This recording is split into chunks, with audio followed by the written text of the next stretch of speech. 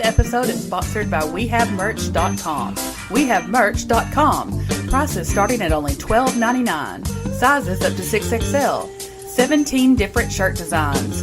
Buy 2 shirts and get a bigger discount. Anybody that buys 3 shirts gets a 10-minute guest spot on Cool Kids Countdown. Buy one now. This episode is also sponsored by the following.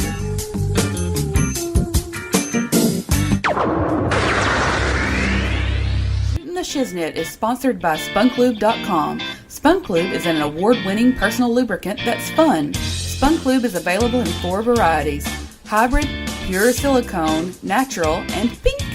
This month, by just retweeting an episode, you will be entered to win a month's supply of SpunkLube, an all-in Shooting the Shiznit shirt, and an all-in poster.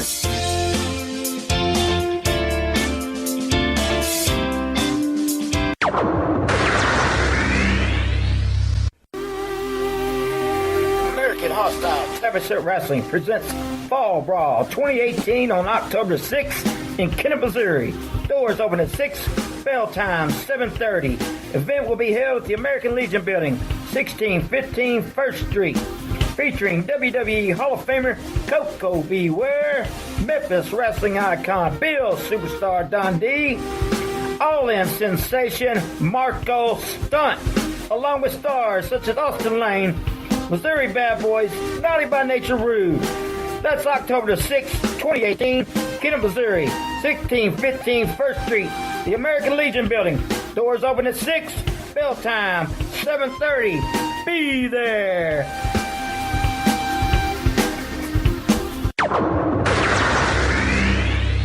Have you listened to last week's episode, the week before, or all the episodes? By the way, all of them are at www.stspod.club and all of the fine podcast players. Now on with the show. And she says, I wish that I could be like the cool kids, 'cause all the cool kids, they seem to fit in. I wish that I could be like the cool kids, like the cool kids. Hey, we're live from STS Studios in St. Louis, Missouri, and I have my co-host with the most, Mr. Lance Levine. Is it Levine? No, it's Levine, Trammell. It's not. We don't do that with my name. It's like your name. Bill is Apter Trammell, did. Trammell, Bill Apter, Trammell, Tramble. So, no, it's Levine. There's one way to pronounce it, Levine, and there's no confusion. And by the way, I'm from the Magnum ice cream bars and condom studios. So, I was to say Magnum confuses me when they have those ice cream commercials. Like, ice cream bars and or condoms. That's the studios tonight, sir. And you know, those Magnum condoms, they're just really too big for me. I don't think they're big enough. So, but anyway, we should move on. Isn't this the show is for the kids? Is it for the kids or no children? We're always R-rated, so fuck them. That's right. Fuck those kids. Well, wait, that could get us in trouble too. Saying that, there's all kinds of Senate hearings going on and shit right now. Here we go. Yeah, shut down. We're building an empire here, a dynasty. All right, we got to stop being this way. So. Anyway, so we're going to do I feel like we haven't done a Cool Kids Countdown in like 2 months, it feels like. I know, we have. It's when we sit down, did the All-In. The All-In review. What the fuck? No, we did What the Fuck at the beginning. Yeah, we got What the Fuck coming up again, too. The WTF News Desk coming up soon. So, but this is a Cool Kids Countdown officially for September. And we've had this one ready to go for a while, but we finally got around to doing it now. And it is the top 10 reasons it's okay to watch TNA again. Because we have been discussing how TNA has, and it's TNA. It's always going to be TNA to us. I know it's Impact or whatever, but it's always going to be TNA to us. Just like for years, people were still saying WWF. So anyway, this year the product has gotten so much better. And I know you used to watch it consistently, right? I did, and I probably dropped it in the last. It's really weird because I noticed Meltzer started talking about the drop in ratings, and I was like, and I don't have any influence on the ratings because I have to download my versions. So me downloading it has nothing to do with the ratings. So I'm thinking to myself, maybe I just think the fans that watch it maybe are feeling the same way, like a wrestling overload. Like I always talk about the G1 Blues, and then the All In was so big, and we seen huge. We had kind of a strange month in downloads. We actually beat the record, but we seen a huge surge right after All In and during the week of All In.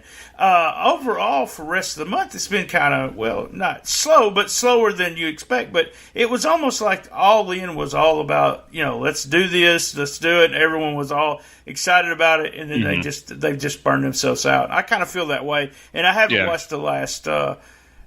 I don't know, 4 or 5 episodes probably, or more. But I just went through them really just looking for Phoenix the last time I watched. No, I think it's like you said, September, this month has been, the month started out with so much intensity from coming out of the G1. And then All In was so, everybody was so massively into this. So, yeah, there's probably been something of a lull in attention towards wrestling for the fans for the last couple of weeks. So that probably kind of corresponds with the downloads. So anyway, we've had this idea in the can for a couple months now. And because I, on the other hand, have never stopped watching TNA. Even in the lean years when it was, not so exciting and not too much talent and they were losing everybody, there was always something there for me. So I always watched TNA. It was always me and Randy Smith watching it on Thursday night. And the ratings have flattened out. But the content this year has been so much better. So what we're doing is this time it's going to be the top 10 reasons that I say to BT that he should be watching TNA again. So and also everyone else too. So I'm all for the product. I think the product has been excellent this year. People bitch and moan about Raw and SmackDown and WWE boredom and whatever. You got a product here in the States that's a very watchable product, and it's a really fun show. Awesome. So, and I want to say, we always say this. We talked about Tom Reese right before he jumped on here, but Tom is one of those guys that, and Rob Ferry too, even though Rob is angry all the time. Always angry. Pissed off. There is the belief, don't just spend your time putting down WWE. If you don't like WWE, do what I do. I don't watch it. I watch the pay-per-views. I don't watch the television anymore. If there's something hot I want to see, then I'll go to the highlights on Observer. But other than that, I don't. I spend my time either watching, New Japan, which I'm behind on, or Arena Mexico, which is CMLL, or just anything. I mean, if you could go through a huge rabbit hole just on YouTube of all the new stuff. Why complain about WWE all the time, who had one of the better pay-per-views they've had all year long, probably the best one, the last pay-per-view. Yeah, Hell in a Cell is really good. Why spend your time just to complain about it? Yeah, I mean, we've talked about it till we're blue chew in the face, that there's product for everybody out there right now. So don't sit around, and this is not calling out Reese or Ferry or anybody else, but this is like calling out the people that do nothing but complain about today's product. Not out Reese there for everybody. Not those guys, but just in general, the people, the fans that are, the fans that are just gone because they don't like today's wrestling. God damn. There's something for everybody. And that's what I'm saying. TNA is one of those promotions, and I think it's improved greatly this year. So shall we get to it? Let's go. All right. So I have a couple honorable mentions that didn't make my top 10, just like we always do. First off, the fact that it's a 2-hour show, it's an easy show to watch. It's a walk in the park. You talk about Raw being a challenge, and challenging to sit through 3+ hours. This is a 2-hour show, and it's always very fast paced, very well paced. So that didn't make my cut. Johnny Mundo, just the presence of Johnny Mundo. The guy is so talented. Didn't quite make my list. And also just the X division in general. You got so many talented guys. Rich Swann, Trevor Lee, DJ Z, Petey Williams, Matt Sydal. You got so many talented guys in the X division. So many people to watch, many other reasons. So let's get started. Number 10, I've got the Joe Hendry character, the singing character. So Joe Hendry is a super charismatic British guy that they brought in this year. They paired him with Grado, and I despise Grado. I really do. I think he's terrible. There's people that like him for the comedy role and so on, but they paired him with Grado, and for me, they actually makes Grado palatable. I can actually watch these bits with Joe Hendry and Grado. Joe Hendry's singing is actually pretty good. I don't know who writes his stuff. I'm assuming he writes his own stuff. I don't think it's TNA people writing his stuff, but his singing and his songs are actually really entertaining. They did a really nice swerve with this Katarina storyline. When did that chick get so sexy? I don't remember her when she was with the pirate dude in WWF, like being sexy when there was the incest angle with the pirate guy.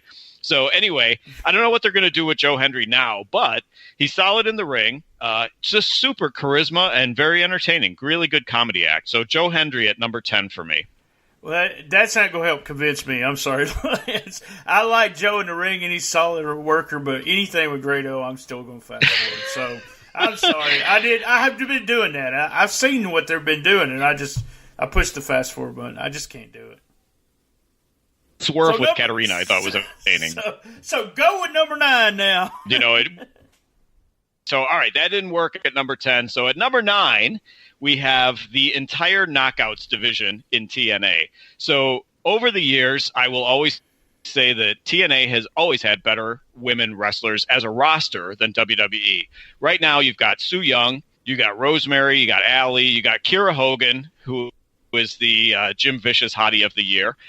You've got Tessa Blanchard, you got Shotzi and the other girls from Shimmer that they brought in, Casey Spinelli as the undead bridesmaid. You've even got Scarlett Bordeaux or Boudreaux. I don't know how the fuck to say it because they've changed it 87 times in her career. So they've always had better women than WWE. Right now, I think they've got the best characters going, at least in the States. Rosemary was just such a complete character. Totally missing her this year because of her injury. She's been out for practically the entire year, allegedly coming back around the beginning of the year. So hopefully she'll be back soon and back as the same character, which is so good. Su Yung, very similar character, but there's other facets like the coffin and the spitting up blood and the convulsions and all the shit she does with the bridesmaids coming to the ring. So I love the Su Yung act, even though it's similar to Rosemary. Allie has always been a great worker. Cherry Bomb in Shimmer, always been a great worker. The character has gotten some edge this year, so I like that. There's Kiera Hogan's ass. Nothing more needs to be said there. Tessa Blanchard, great all-around worker, has so much potential despite the flat face. I mean, I don't know what the hell's going on with that flat face, but as great worker, great charisma. The Shimmer pipeline, like I said, they're bringing in girls from Shimmer that are really talented. And Scarlett has been a complete revelation for me as the Marilyn Monroe kind of character. Been a very pleasant surprise, being very good with the comedy stuff with Grado and I know. Believe me, it's killing me that I'm mentioning Grado in a positive light. I hate it. The KM stuff with her.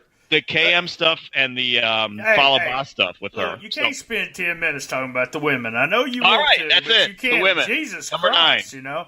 I think I do. Here's what I like best about the TNA girls and have more than the WWE girls is the idea that there's maybe 2 people in the WWE that I can actually get behind and enjoy their matches, It always seems like that. But with the girls with TNA, they've always spent more time developing the characters and giving them more. Rosemary was one of the best characters of all of wrestling. In wrestling, in wrestling. And the entrance was just unfucking believable. And then, but some of the other girls I'm not so high on. Even though I will watch a Rebel match just to see her ass, as bad as she is. Terrible. But Tessa Blanchard is. She's one of the best workers on the TNA roster or Impact roster, and she's always fun to watch. I don't really mind her face. I don't look at her face, but I don't mind her face. It's just flat. I don't know Did what. you see what she said? Yeah. That reason she thinks she's improved so much is because she worked a lot of guys. So that shows you that where if you're working the men, you're getting more of a oh my God, the men are better than the girls. Don't say that, but that's the way she felt helped her was to work the guys. So there we go. So did number 9 convince you to watch TNA? I mean, I like the girls, so yeah. All right, so there's one. All right. All right, at number 8, we have the Don Callis Wise Guy Inside Lines. So people complain about Don Callis and the Inside Lines, and they say that they're tired of the smart aleck Inside Lines, and I never get tired of it. I enjoy it because those lines are geared towards us. So they say that, 6 people probably get the stuff, the inside stuff that Don Callis talks about. I'm like, you know what? I'm 1/6, so it works for me. Very entertaining for me, so I don't care. I always was a Steve Corino fan in New Japan. Don Callis took in went in that spot and took over for Carino, and he grew on me slowly. He did, because I was a Carino fan. I thought he did a lot of good smart alecky shit. And then Callis, similar, but it took some time, but he grew on me. So this was a natural that Don Callis would be really entertaining here. I think that one of his greatest underrated talents is he makes Josh Matthews actually decent. He forces Matthews to be the straight man and keeps him from being the funny guy, because he's absolutely not. And believe me, I'm not saying Josh Matthews is any Lance Russell. There's no way Josh Matthews is a great announcer. However, I can take him, and he's palatable with Don Callis by his side. So Don Callis and his wise guy antics at number 8 for me. Yeah, I'll go with it. I like Don. The thing about it that I do get tired sometimes of the stuff he says, the inside stuff. But I'm kind of like you two. I'm like, he's talking to us, to the smart group, and it's probably the only people that are actually still watching the show. Get 200,000 is pretty much what they're getting, or 250,000. The thing I like about him being part of the show is that they've been able to use his mind, his wrestling mind. Not only when he's doing the announcing, and I've never been a hater of Matthews. I'm not a huge fan of his, but I've never been really, I would just say, oh God, he's awful. I mean, I can listen to him, but I see your point. Him and Callis are so much better as a team. Callis gives you, he actually gives you the story of every match. If you will listen, he's telling you everything you need to know about the feud with whatever's going on in the ring. He's telling you who, what, and why, and that's that's the announcer's job. And he also has all the the fun things around it. So he is one of the reasons I would go back to watching it. All right, so I got 2 in so far out of 3, so doing well. All right, so at number 7, we've got Brian Cage. Brian Cage is a spectacle. I don't know if he's a machine, a man, whatever, but he's a fucking spectacle. The guy is roided to the gills. Let's just cut to the chase. He's roided to the gills, but somehow he managed to have a kid with Melissa Santos. So I don't know. I mean, she's sexy as hell, so I mean, maybe he could maybe, but I don't know. When he's that roided, I don't know how he had a kid. But anyhow, the guy is huge, monster, roided guy, but he moves like a fucking cruiserweight. He's an amazing wrestler. It's just remarkable to watch this guy, to witness this guy in action. His mic skills are nothing special, but he can and should be protected. I think that this is the perfect guy. I don't say a manager. I don't think it wouldn't make sense. He's not that bad on the microphone. He doesn't need a manager to speak for him, but he should be portrayed as just a silent killer who goes about his business and actually can wrestle 4-star matches. So Brian Cage being an absolute spectacle is number 7 for me. Reasons to watch TNA. That's not, Brian Cage is not going to get me to turn on the phone. Turn on the phone is what I said. Turn on the TV to watch Impact, because I've seen him on. He's in Lucha Underground and other things. I see him on. It's just not, and I don't know why. There's just something. When I first saw Brian Cage in Lucha Underground, I thought he was, just awesome. But for some reason, everything that he had there doesn't seem to translate anywhere else, and I don't get excited about watching him. So, no, Brian Cage is not going to help me turn the channel. All right. Well, let me try number 6 then. Number 6 is the fact that they have better fans everywhere they go now that they're out of Orlando. So they've been filming, they've been taping in Canada, they've been taping in Mexico. It seems like they've pretty much taken their tapings on the road. So anywhere but Orlando, that's all I got to say. They looked so Bush League when they were in Orlando. Those idiot fans in the front row, and I never get sick of talking about those fuckers in the front row. They'd be standing there texting, literally that one girl texting in the front row, sometimes with her back to the ring, goddammit, during the main event. And they were bullshitting with each other. They just were not paying attention to the matches. It made the promotion just look so bad that those idiots were in the front row every time facing the hard cam.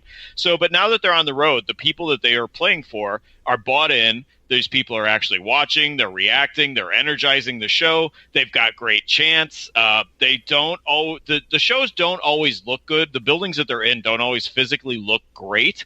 But the environment is so much better now with these other fans that are actually bought in and care about TNA. It just makes the show so much more energized. Anywhere but Orlando. Some of the chants have been hilarious.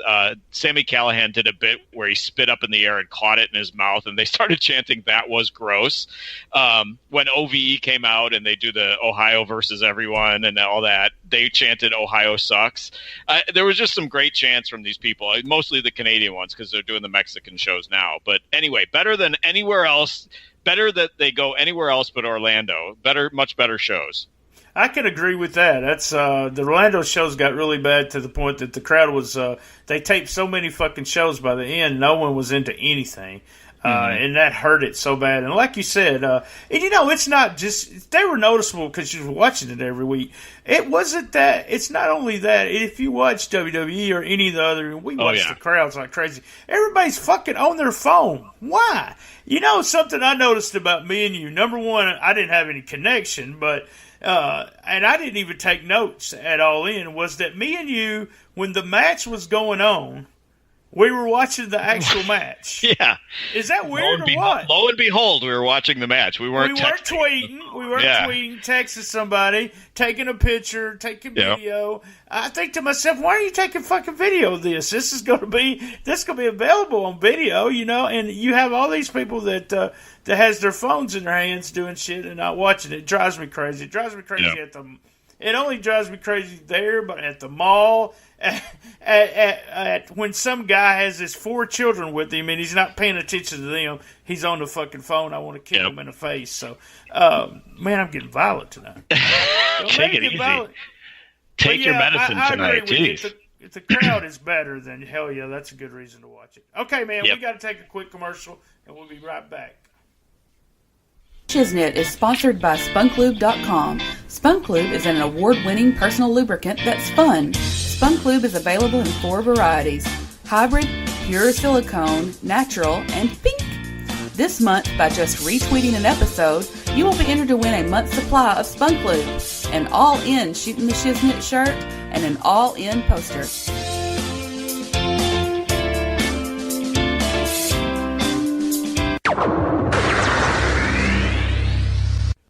Hey, have you used that app Uber Eats? No, I haven't. Man, it's pretty awesome. Uber's famous for, taking over the cab industry. So it looks like now they're taking over the food delivery industry. Really? Yeah, what you can do is you can download the app and you can order from tons of places. I actually ordered from McDonald's today, got a 20-piece McNugget delivered to my house. That sounds amazing. Oh, it's awesome. The big thing is that you can put in a code that I provide for you, and you'll get $5 off your first order. $5? Wow. Yes, a whole $5. It's EATS, EATS dash Brian T 24790UE. That's EATS dash Brian BRIANT 24790UE. Put that code in, you get $5 off. That's awesome. I'm so excited. All right, guys, download the app, put in the code, and save $5 on Uber Eats.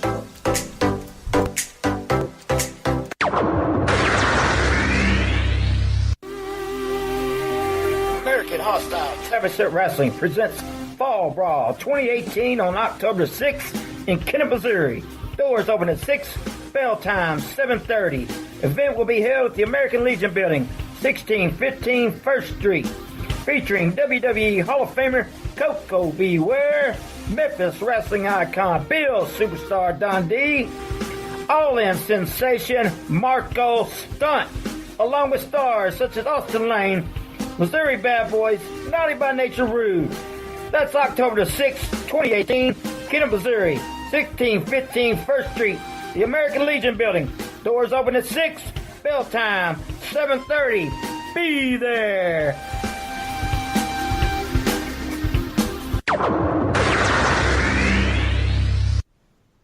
All right. We're back from commercial. All right, we got 5 more to go, Lance. Let's get it. We always have something to talk about right here. But right before we get to the 5, and I'm not going to call any names out, but I just want to tell you, I think I've told you 2 or 3 of these names, but if you were on the All In card, and you was at StarCast, it seems like the guys that were on that show are trying to big time everybody now. The big timers. Because I contacted 3 of the people that were on that show, and I'm not going to blast them out because eventually they probably will come back on anyway. One of them has already agreed to be on it. Then went to the show, the All In show, and we haven't heard from him. And 2 of the people, one of them wanted me to buy one of their T-shirts before they would come on here. Oh boy! And another guest decided after All In, they do not take any bookings unless they're paid. So. Hey, I got guys like, we got all kinds of guys in the business, so come on and talk to us. If you don't want to come on the show, let's, don't big time me, motherfuckers. Just, I don't really care, if you don't want to come on the show, that's fine. It doesn't miss up. I'm not going to not be a fan of yours if you're in the ring because you won't come on my podcast. But part of it I know is that probably getting tons of requests and everything now. But it's just the idea that there was contact before All In. And now since All In, it's almost like, oh, yeah, I was on that show, so I get to charge something. So I'll never book you on a show again. That's right. Anyway, all right, so let's get back to the list. So I've already got 3 reasons that I've convinced you to watch TNA, so I'm going to keep going with this. So at number 5, we have Eli Drake's mouth. There's definitely been less of it in 2018, but I think he had their title like late last year. He had their title, so he was their champion. All that not too far back, So Eli Drake's mouth, they're increasing his role now, finally. They're finally getting him to get more airtime.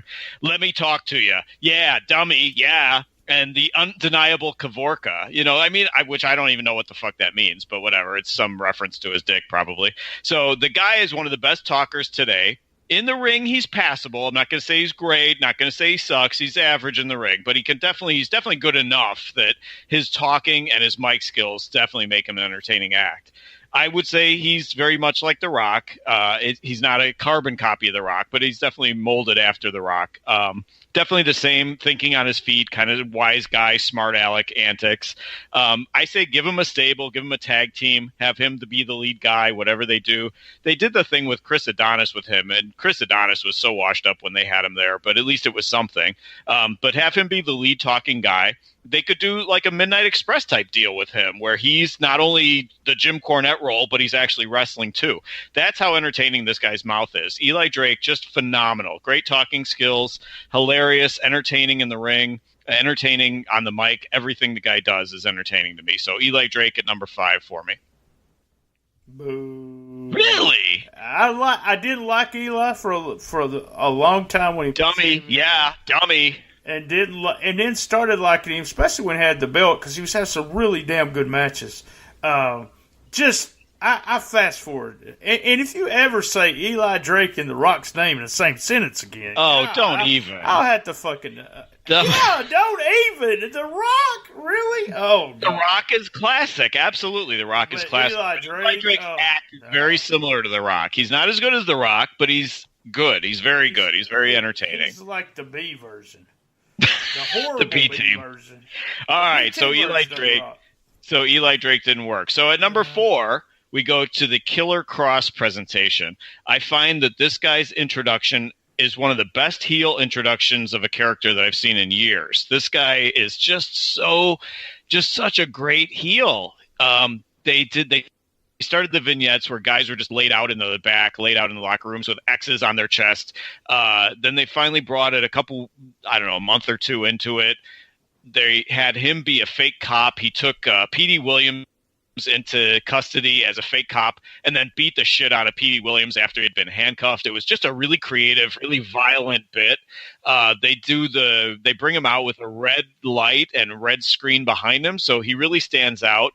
The guy just oozes evil. He's got, even to the point where his tattoos, he just looks so evil. His tattoos just look so evil. He looks like Cesaro, although I don't know how his nipples look, but he looks kind of like a really mean, evil version of Cesaro. So I don't know how the pairing with Aries and Moose is going to work. I don't know. The jury's out on that for me. I prefer him as a single, but let's see. I'm willing to give him a break and a chance because I just love the Killer Cross presentation. Guy hasn't been around for very long. I mean, I've only heard his name for, I don't know, a year or two. I don't know how long he's been wrestling, but God, the introduction of that character was so good, and what they've done with him is so entertaining for me. So Killer Cross at number 4 for me. Well, I'll agree with you here. He's already a star. I mean, like you said, the presentation and everything, he looks like a star. Still a little green in the ring, but what they do, if they continue to do what they do, just push him as a monster, and then he gets in there and is able to work guys that can help him learn more. The WWE actually passed on him. Wow. Yeah, he was down at the Performance Center, did a tryout and everything, and they didn't feel like he was ready yet. Man, his interviews, here's something for you that I don't know if you know this, but no, seriously, he actually comes up with all that shit. That is his stuff. So that is one of my best lines. I don't know if you know this, but Ric Flair bleaches his hair. I don't know if you know this, but Spunk Lube is the best lube I've ever used. They are the best. So, but Killer Cross, I like him on Lucha Underground. I like him where I've seen him. He's done what? AAA in Mexico? Yes, he's with Conan, and Disco is big on him. I mean, just yet another one of those guys that was either in NXT or not even in NXT that they dropped the ball on. So, all right. So at number 3, speak of the devil, we've got Conan's promos and the LAX vignettes. So Conan has always been, he's always for decades now, he's always brought that street vibe to his interviews and his performance. He just gives this real authentic Latino vibe on the mic. It seems like he's so re-energized here in TNA. He's so passionate. The stuff with OVE, where they were feuding, LAX was feuding with OVE, was phenomenal. The stuff with him and the King, him versus Eddie Kingston and the OGs, it's just a pleasure to watch. And I mean, Conan, although he may have been, rumor has it, he may have been a little bit surly to me at All In.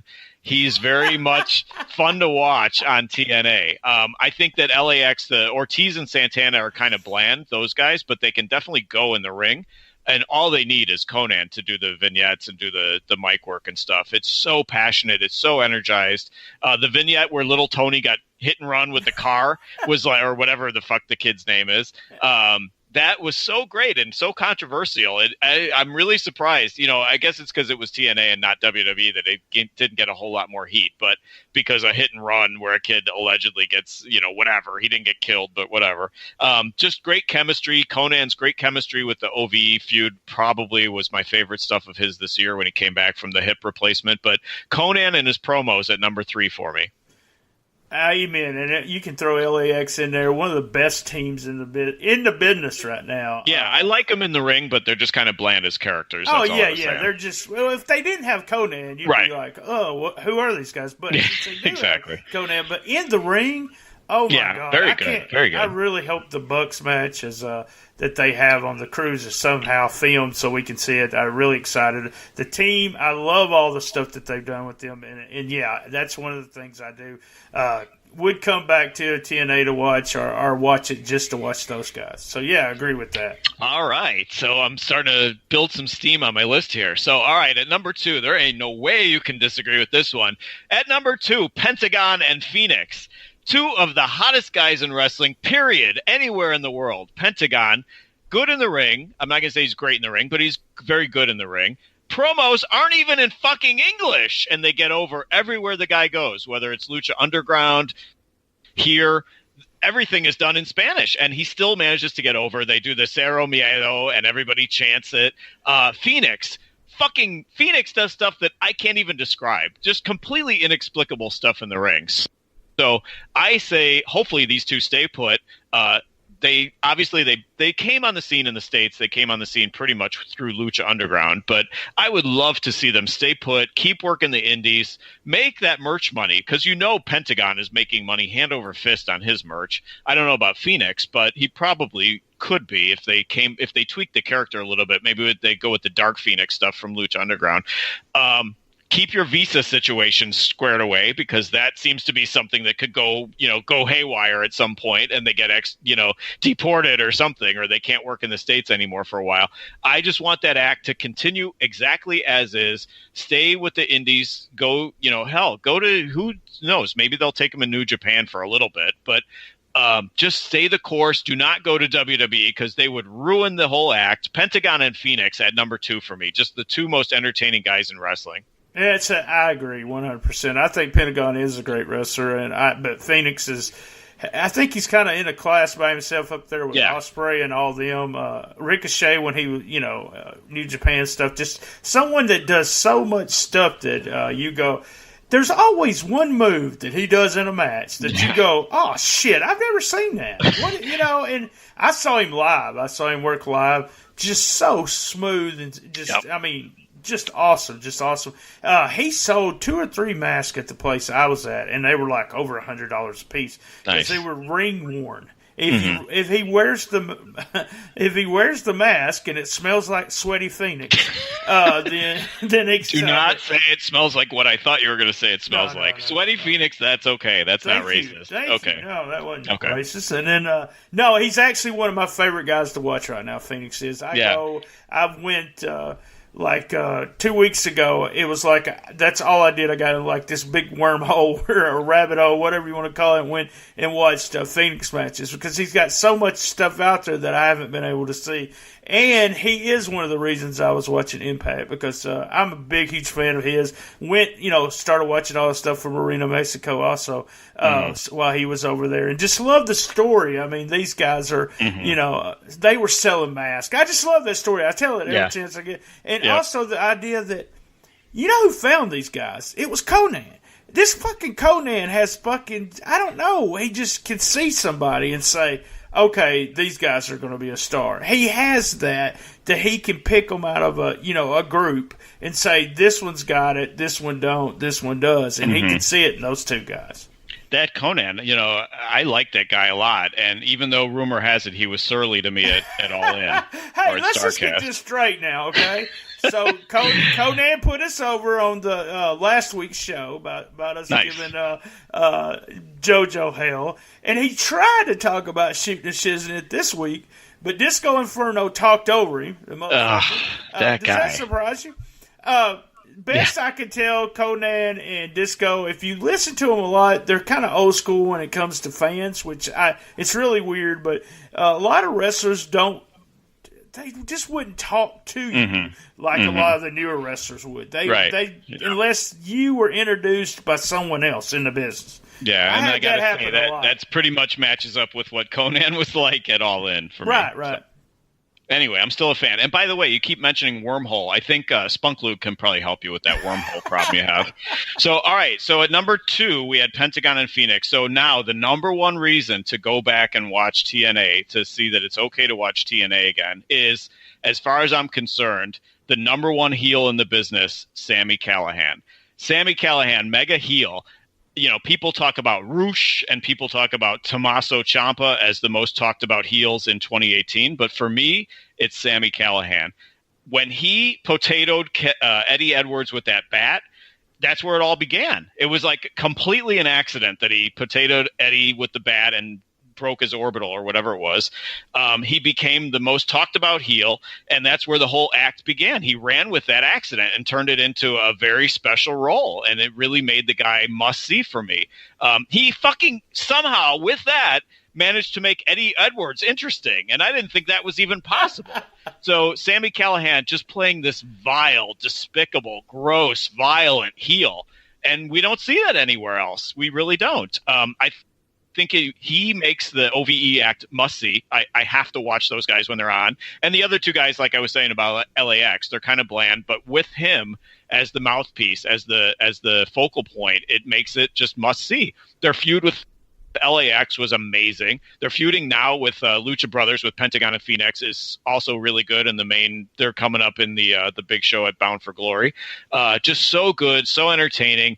He is a heel that wants you to boo him, and that is not something that you see every day, so you get so many heels that want to be the cool heel and they want to eventually be cheered. I don't think Sami Callihan gives a shit, and he loves being the heel that everybody hates and that everybody boos, and just a mega heel. I love the Sami Callihan act.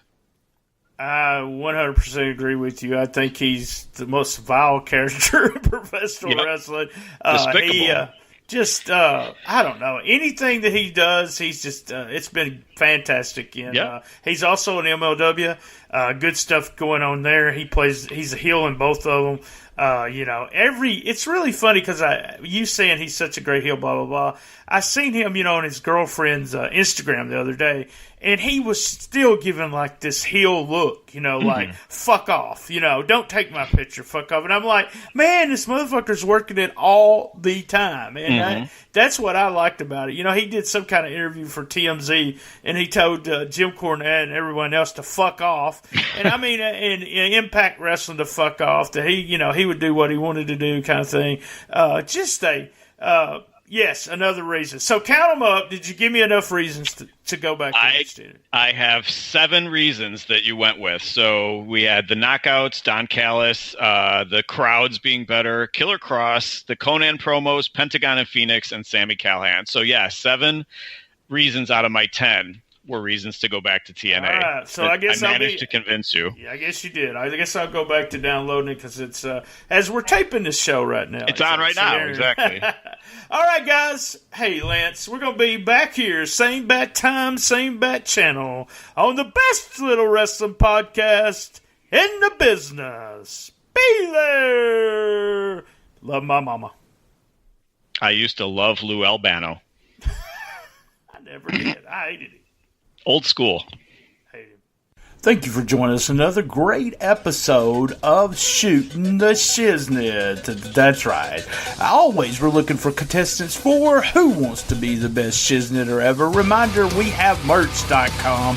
Shirts at $12.99 and sizes up to 6XL. A big shout out to our sponsor, spunklube.com, for providing our shirts for All In and sponsoring the show this month. We do have Patreon. You can go to Shooting the Shiznit. We're looking for 10, that's right, 10 people to be Patreons, and then we'll start putting up some material up there. A big shout out and a thank you to Bob McGee at Pro Wrestling's Between the Sheets, Gene Jackson at localstolegends.com, Sean Garmer at Wrestling to Max website, and also Wrestling News Center. You can reach me at Comic Book Mark BT on Twitter, at BT Shooting the Shiznit. Facebook, you'll find the Shooting the Shiznit page, and also the Cool Kids Wrestling and MMA Talk Facebook group. You can listen to all the archives at stspod.club, or we're on iTunes, Stitcher, Player FM, Podcast Addict, Spreaker, did I say Spreaker, Stitcher, and all the other podcast players. A shout out to Creative Control. That's right, Creative Control with JoJo. He's also on Keeping It 100, some of my favorite podcasts, and my buddy P3 Radio with Max. That's right. 2 non-wrestling podcasts. That's Who's Right Podcast and Po Boys Podcast. Check them out. Thank you, and good night.